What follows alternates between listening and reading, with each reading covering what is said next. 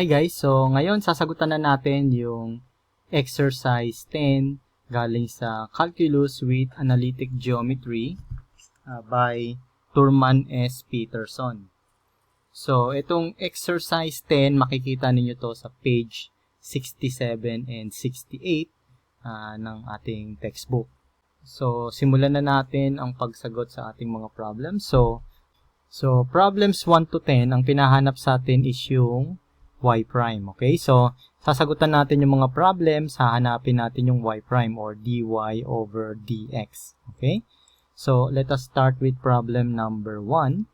And our problem number 1 is y is equal to x cubed times 2x squared minus 1. Okay, so we are going to find y prime for this given. So, since nasagutan na natin yung exercise 9, so we basically know already how to deal with problems like this. So, we will just be proceeding doon sa shorter way na ginawa natin last time. No? Well, first, ang gagawin ko muna rito sa problem na ito is yung mas madaling paraan. No? So, I will multiply ang ating x cubed sa ating binomial here. So, we will have y is equal to x cubed times 2x squared. This is equal to 2x to the fifth minus x cubed times 1 which is equal to x cubed. So, kunin natin yung dy over dx which is also equal to y prime. Okay, so this is equal to 2 times the derivative of our x to the fifth. So, ibababa natin ang ating exponent na 5. Then, we have x 5 minus 1 and times the derivative of x which is equal to 1 minus the derivative of x cubed. We will bring down our exponent 3. Then we'll have x 3 minus 1 times the derivative of x which is equal to 1. So y prime is equal to 2 times 5 is equal to 10. X 5 minus 1 is equal to 4 minus 3x 3 minus 1 is equal to 2. So, this is our final answer dito sa ating first problem. And now, we'll go to problem number 2. So, we have here y is equal to x minus 1 times 2x squared plus 3. Okay? So, alam na natin yung pagkuha ng derivative ng multiplication, no? So, we will proceed accordingly. So, our y prime is equal to, so, kopyahin muna natin itong ating x minus 1, and then we will take the derivative of 2x squared. So, we have 2 times the derivative of x squared. So, we will bring down our exponent 2, then we'll have x 2 minus 1 times the derivative of x which is 1 plus the derivative of 3 which is a constant, so this is equal to 0. And then plus, we will copy 2x squared plus 3, multiply to the derivative of x minus 1 which is equal to 1. Okay? So now, let us compute for this. Y prime is equal to x minus 1 times 4x, okay, plus 2x squared plus 3. Okay? Now, we can distribute itong 4x sa x minus 1. So, we have y prime is equal to 4x squared minus 4x plus 2x squared plus 3. Now, we will combine like terms. We have x squared here and x squared here. So, we have y prime is equal to 6x squared minus 4x plus 3. So, this is our final answer sa problem number 2. And now, let's proceed to problem number 3. And our problem number 3 is y is equal to ax squared plus bx plus c. Okay, so we have to take note, guys, that we are getting y prime here which is dy over dx. Okay, this is equal to y prime. So that means we are taking the derivative of y with respect to x. our a, b, and c here are constants, okay? So, to take the derivative of ax squared, we have a times the derivative of x squared, we have 2 times x2 minus 1, okay, plus b times the derivative of x, which is 1, plus c, which is equal to 0, okay? So, our y prime is equal to 2a x plus b. So, this is our final answer sa problem number 3. Now, let's proceed to problem number 4. Our problem number 4 is y is equal to 2x 1/2, okay, plus 3, and x 2/3. Okay, so yan ang ating given sa problem number 4. So, we'll take dy prime. So, kopyahin natin yung ating coefficient na 2. And then, we'll take the derivative of x to the 1/2. So, we'll take down our exponent, which is 1/2. Then, we'll take the derivative of x to the 1/2. So, we have x 1/2 minus 1. Then, the derivative of x, which is 1, plus 3. Then, the derivative of x to the 2 over 3. So, we'll take down 2 over 3. And then, times x 2 over 3 minus 1. Derivative of x, which is 1. So, from here, makikita na natin, no? On the first term natin here, we will cancel out our 2. And on the second term, we will cancel out 3. Okay? Okay, so we'll proceed. Y prime is equal to x to the 1/2 minus 1 is negative 1/2 plus 2x 2/3 minus 1 is equal to negative 1/3. Okay? So, basically, yan ang ating sagot. But we can express this as y prime is equal to 1 over x to the 1/2 plus 2 over x to the 1/3. Okay? Because naka-negative ang ating exponent. So, this is our final answer for problem number 4. And now, let's proceed to problem number 5. So, our problem number 5 is y is equal to 4x to the negative 2 plus 3x to the negative 1 plus 7. Okay? So, naka-negative ang ating mga exponent ng variable x, no? So, we'll take y prime is equal to 4 times the derivative of x to the negative 2. We'll bring down the exponent negative 2. X negative 2 minus 1. Derivative of x is 1 plus 3 times the derivative of x to the negative 1. Take down the exponent negative 1. And then x to the negative 1 minus 1 times the derivative of x1 plus the derivative of 7, which is a constant. So, this is equal to 0. So, y prime is equal to 4 times negative 2, which is negative 8, times x. Negative 2 minus 1 is negative 3. Then, 3 times negative 1, which is minus 3, times x to the negative 1 minus 1 is x negative 2. Okay? So, this is basically our final answer, which is x is equal to negative 8x to the negative 3 minus 3x to the negative 2. Okay, so this is our final answer. Now, let's go to problem number 6. So, our problem number 6 is y is equal to 1/2 of x squared minus x to the negative 2. Okay? So, we'll have here y prime is equal to, our 1/2 is a constant, so we'll just write it down.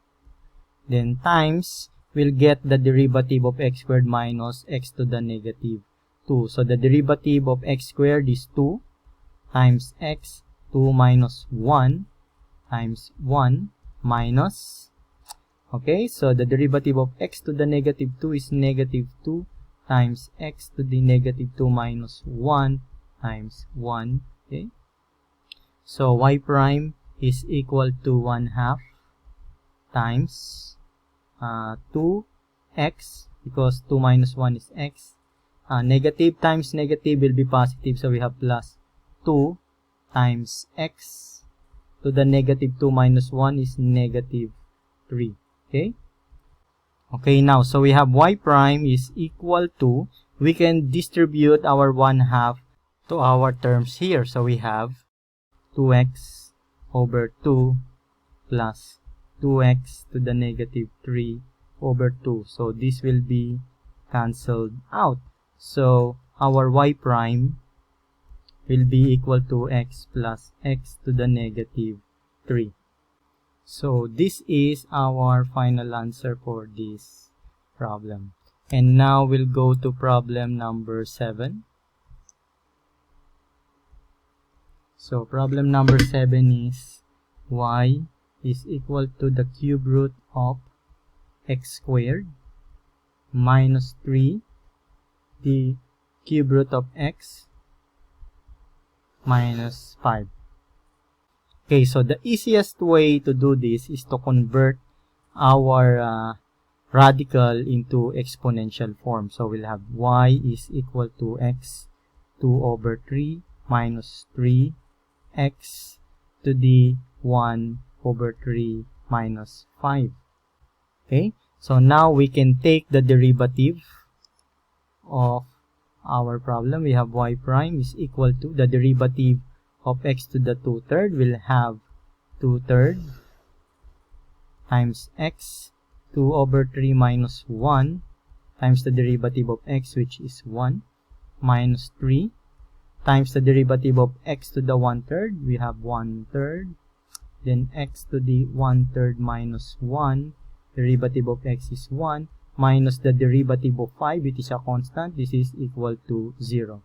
So y prime is equal to 2/3 times x to the 2/3 minus 1, which is equal to x to the negative 1/3, minus, then 3 over 3 will be cancelled out. So ang may iwan sa atin is x to the 1/3 minus 1, which is equal to negative 2/3. Okay? So therefore, our answer will be y prime is equal to 2/3 x to the negative 1/3 minus x to the negative 2 over 3.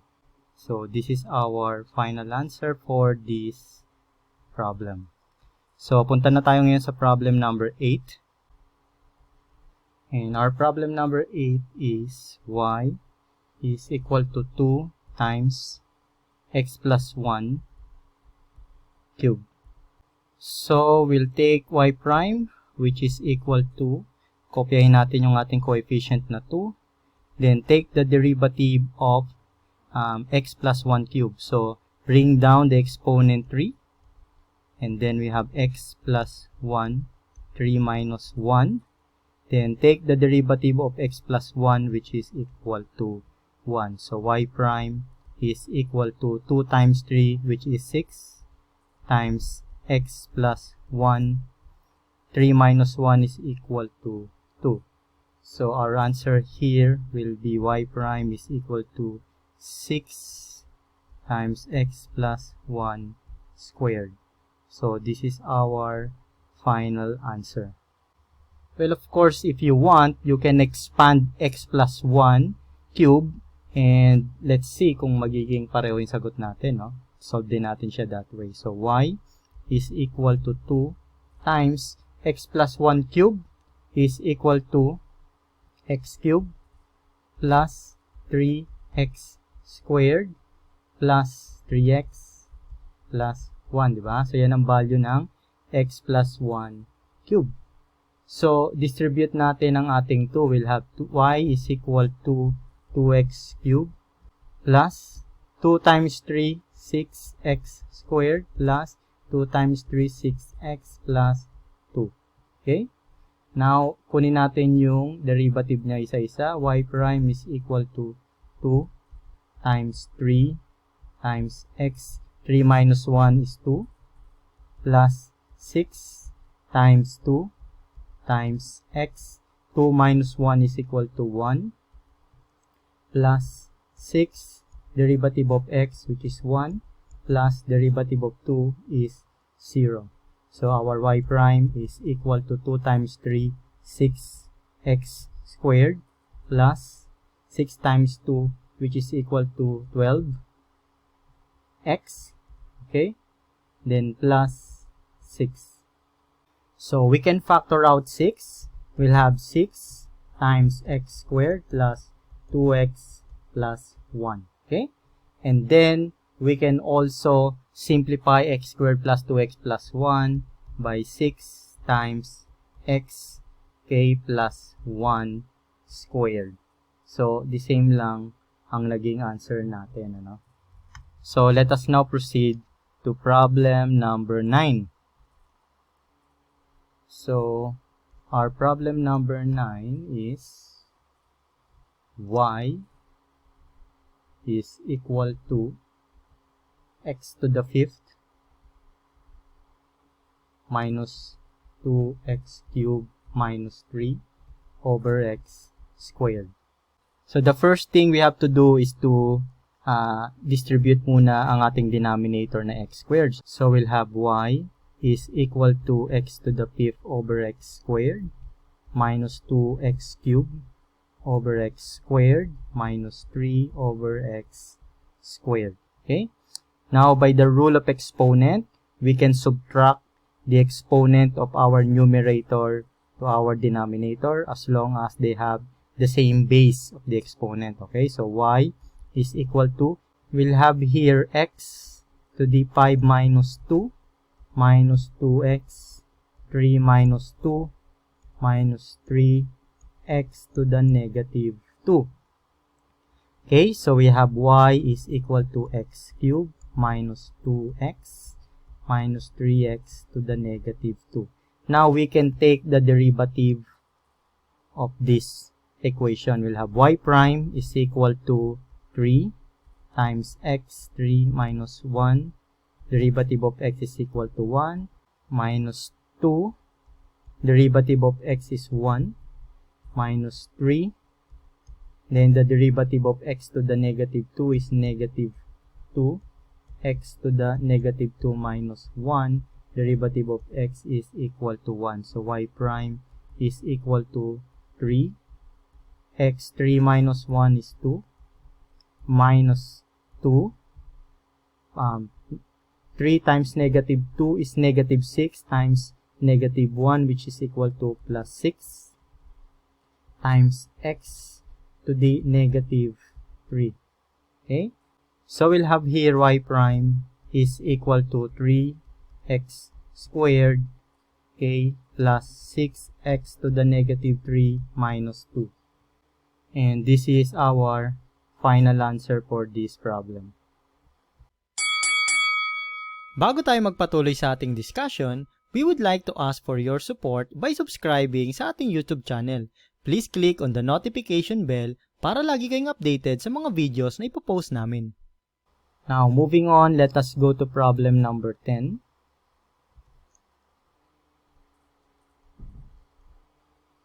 Okay, in here we have y is equal to 2 minus x times 2x plus 1 over x. Okay? So, kukunin natin yung derivative niya.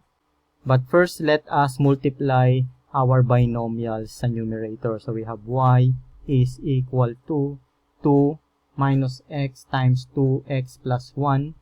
We have 2 times 2x, which is equal to 4x. 2 times 1, which is equal to plus 2. Minus x times 2x minus 2x squared. Minus x times 1 is minus x. And this is over x, right? So, meron tayong like terms. We have 4x and x. So, we have y is equal to 3x plus 2 minus 2x squared over x. Okay, one way to solve this is to do the same way like we did in problem number 9, no? So, we will divide every term ng ating numerator by our denominator. But on this case now, I will do the other approach. I will take the derivative of this, okay, as what you can see from here. So, what we can do is take the derivative y and then copy ang ating denominator which is x. And then we will take the derivative of our numerator. So, the derivative of 3x is 3 plus derivative of 2 is 0 minus the derivative of 2x squared. We have 2 times the derivative of x squared which is 2x. Okay? So, minus, we will copy our 3x plus 2 minus 2x squared and take the derivative of our denominator which is x. So, this is equal to 1. And then, we will square our denominator. So, we have x squared in our denominator. So, let us simplify further. Okay, so we have x times 3 minus 4x. Okay, minus 3x plus 2 minus 2x squared over x squared. Okay, so now, our y prime is equal to x times 3 will be 3x minus 4x squared minus, so i-distribute na natin tong negative 1. We have 3x minus 2 plus 2x squared. Okay? So, dahil negative to, so if we distribute it, we will change all the signs ng nasa loob ng ating grouping symbol na parenthesis. Then, we have x squared sa ating denominator. So, combining like terms, we have 3x here and 3x here. So, we have 3x minus 3x. So, this will be cancelled out. And then, para naman sa ating x squared, we have negative 4x squared here and positive 2x squared here. So, we have y prime is equal to negative 4x squared plus 2x squared will be negative 2x squared minus 2 over x squared.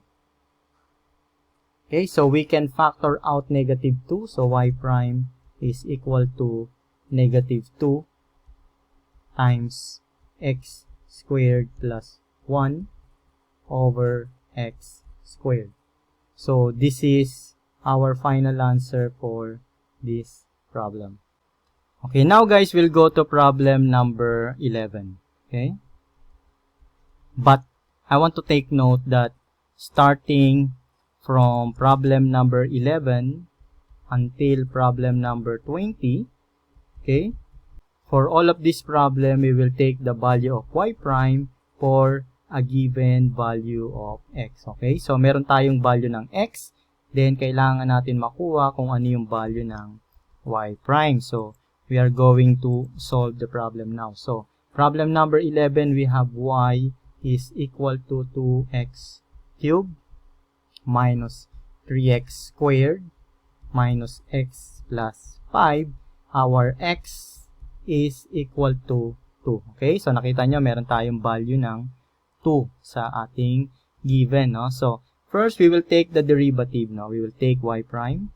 This is equal to 2 times the derivative of x cubed. We have 3. X to the 3 minus 1. Derivative of x is 1. Minus 3. Derivative of x squared, we have 2. X 2 minus 1. Derivative of x is 1. Minus derivative of x, which is 1, plus the derivative of 5, which is equal to 0. So, we have y prime is equal to 2 times 3 is equal to 6 times x. 3 minus 1 is equal to 2. Minus 3 times 2 is equal to 6. Then x, 2 minus 1 is equal to 1. Minus 1 from here. So, we have y prime is equal to 6 x squared minus 6x minus 1. But given ang value ng ating x, which is equal to 2, so we will substitute that dito sa ating equation. So we have y prime is equal to 6 times 2 squared minus 6 times 2 minus 1. So we have y prime is equal to 6 times 2 squared, which is equal to 4, minus 6 times 2 is equal to 12 minus 1. Okay? So we have y prime is equal to 6 times 4 is equal to 24 minus 12 minus 1. So our y prime is equal to 11. So this is our final answer for this problem. Okay? So I hope you are following with this, guys, because now we'll go to problem number 12. Okay, so in problem number 12, we have y is equal to x minus 1 times x plus 3 squared, and our x is equal to negative 3. Okay? So, ganun ulit. Given ang ating value ng x. So, we have y is equal to, kopyahin natin tong x minus 1. Then, take the derivative of x plus 3 squared. So, we have 2 times x plus 3 times 2 minus 1, which is 1. Then, derivative of x plus 3, which is 1. Then, we have plus. Kopyahin natin yung x plus 3 squared. And then, take the derivative of x minus 1, which is equal to 1. Okay? So, I'm sorry, this is y prime. Okay? So, we have y prime is equal to 2 times x minus 1 times x plus 3, okay, plus x plus 3 squared. Well, here we can already substitute yung value ng x natin, which is negative 3, no? X is equal to negative 3. So, substitute na natin. Y prime is equal to 2 times negative 3 minus 1 times negative 3 plus 3 plus, then x is negative 3 plus 3 squared. So what will happen? Dito meron tayong minus 3 plus 3 and minus 3 plus 3. So this is equal to 0 already, di ba? So that means we have here y prime is equal to 2 times negative 4 times 0 plus 0. So that means our y prime is actually equal to 0. And that's our final answer here. So, ngayon naman, punta na tayo sa problem number 13. In here, we have y is equal to 2 square root of x times 3x minus 2. And our x is equal to 4. Okay? So, we can actually write it this way. We have y is equal to 2 times x to the 1/2, okay, times 3x minus 2. So, we can distribute our 2x to the 1/2 sa ating 3x minus 2. So, we have y is equal to 2 times 3, which is equal to 6x, then 1/2 plus 1 is equal to 3 over 2. 3 over 2 minus 2 times 2 is equal to 4x to the 1/2. Okay, so minultiply lang natin yung 2x to the 1/2 sa 3x minus 2. Now we can take the y prime, no? We'll take the derivative.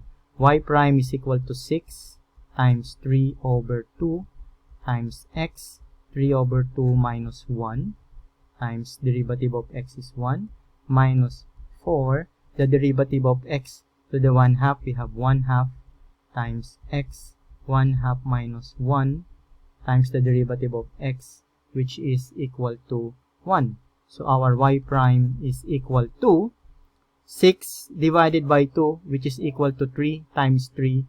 This is equal to 9 times x to the 3 over 2 minus 1, which is equal to 1/2.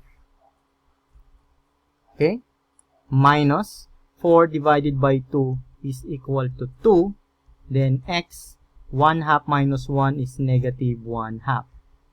So, simplifying this, we'll have here y prime is equal to 9 square root of x minus 2 over the square root of x. Diba? Now, our x is equal to 4. So, we have y prime is equal to 9 square root of 4 minus 2 over the square root of 4. So, solving for that, we have y prime is equal to 9 times the square root of 4, which is 2, minus 2 over the square root of 4, which is equal to 2. Okay, so we'll have here equal to 1. So, y prime is equal to 9 times 2, which is 18 minus 1. So, our y prime is therefore equal to 17. And that's our final answer for problem number 13. Now, let's go to problem number 14. And from problem number 14, we have 3 times the cube root of x minus 2, and these are squared. Our x is equal to negative 8. Okay? So, how are we going to solve for this? Well, sorry, this should be y is equal to 3 times the cube root of x minus 2 squared. So, how are we going to solve this? First, we have to change our radical into exponential form. So, we'll have y is equal to 3 times x to the 1/3 minus 2 squared, di ba? Para mas madali natin siyang differentiate. So, now we'll take the derivative. We have y prime is equal to 3 times the derivative of x to the 1/3 minus 2 squared. We'll take down the exponent 2. Then we have x 1/3 minus 2, 2 minus 1. Then take the derivative of x to the 1/3 minus 2. We have 1/3 times x 1/3 minus 1. Then the derivative of x, which is equal to 1. Okay, so I hope you're following this, guys, no? So, kinuha natin yung derivative first nitong x to the 1/3 minus 2, which is 2 times x to the 1/3 minus 2, 2 minus 1. But then, you need to take the derivative ng nasa loob ng ating grouping symbol na parenthesis. And that is equal to 1/3 times x to the 1/3 minus 1. Okay, so simplify natin ngayon. We have y prime is equal to 3 times 2, which is equal to 6, times x to the 1/3 minus 2, 2 minus 1 is equal to 1, times 1/3 over x to the 1/3 minus 1, which is equal to minus 2 over 3. Okay? So, we have 6 divided by 3, which is equal to 2. Okay? So, we have x to the minus 2 over 3 times x 1/3 minus 2. Okay? So, yan na yung ating given. So, i-substitute natin ngayon ang ating value na x is equal to negative 8.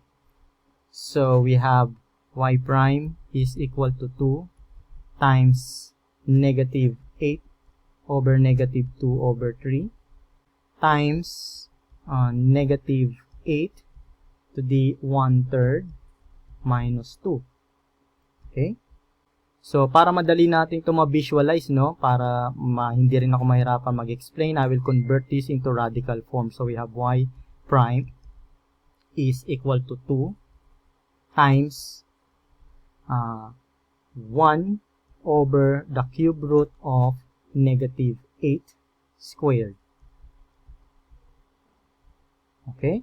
So, yan ang equivalent niya, di ba? Kasi yung negative 8, merong exponent na negative 2 over 3, which is equal to cube root of 8 squared, di ba? So, yan ang magiging form niya.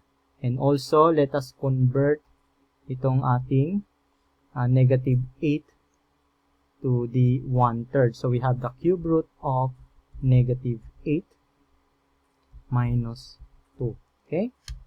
So now, we will have y prime is equal to 2 times 1 over the cube root of 64 times, okay, the cube root of negative 8 is equal to negative 2 minus 2. Okay, so y prime is equal to 2 times what is the cube root of 64? That is equal to 4. So we have 1/4 times negative 2 minus 2 is equal to negative 4. So this will be cancelled out. So y prime is equal to negative 2. And this is our final answer for this problem. Well, that's it for now, guys, and thank you for watching. We are inviting you to register sa www.engineers.org. It is a community of Filipino engineers, engineering students, and STEM students. Thank you very much and have a nice day.